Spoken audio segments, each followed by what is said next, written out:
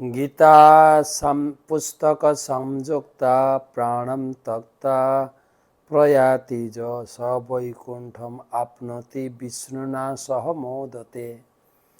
গীতা সংযুক্ত হয়ে যিনি প্রাণ ত্যাগ করেন তিনি বিষ্ণু লোকে বিষ্ণু সহ আনন্দ উপভোগ করবেন। 33 শ্লোক আজকের। ধৃত্যা জয়া ধারয়তে মন প্রাণেন্দ্রিয় ক্রিয়া যোগেন ব্যভিচারিণ্যা ধৃতি সা পার্থ সাত্ত্বকী।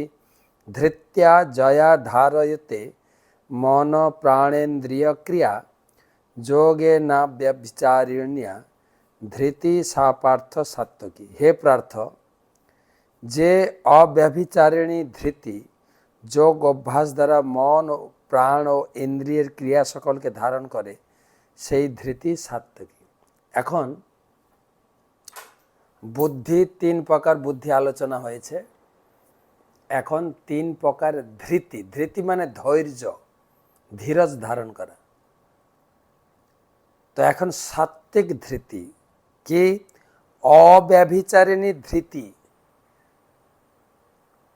যোগ অভ্যাস দ্বারা মন প্রাণ ইন্দ্রিয় সকলকে ধারণ করে। অব্যভিচারিণী ধৃতি মানে অব্যভিচারিণী ভক্তি। ব্যভিচারী অব্যভিচারী আগেও আলোচনা হয়েছে। স্ত্রী লোকেদের ক্ষেত্রে অব্যভিচারী কথাটা আসে।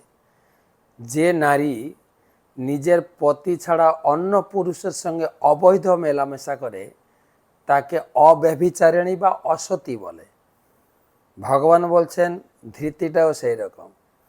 তুমি যদি কেবল আমার জন্য বা ভগবানের জন্য, আমার জন্য তুমি মন প্রাণ ইন্দ্রিয় দিয়ে ভক্তিযোগ অনুশীলন করো তাহলে তোমার সাত্ত্বিক। অব্যভিচারী, আমি ছাড়া আর কোনো কিছুতে সে বুদ্ধি লাগাবে না।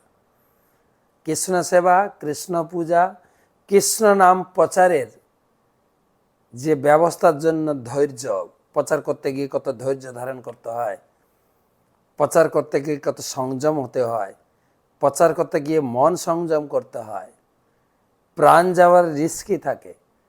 কেবল অভিবিচারী বা কৃষ্ণ সেবার জন্য যে ধৃতি সেটাই হচ্ছে সাত্ত্বিক।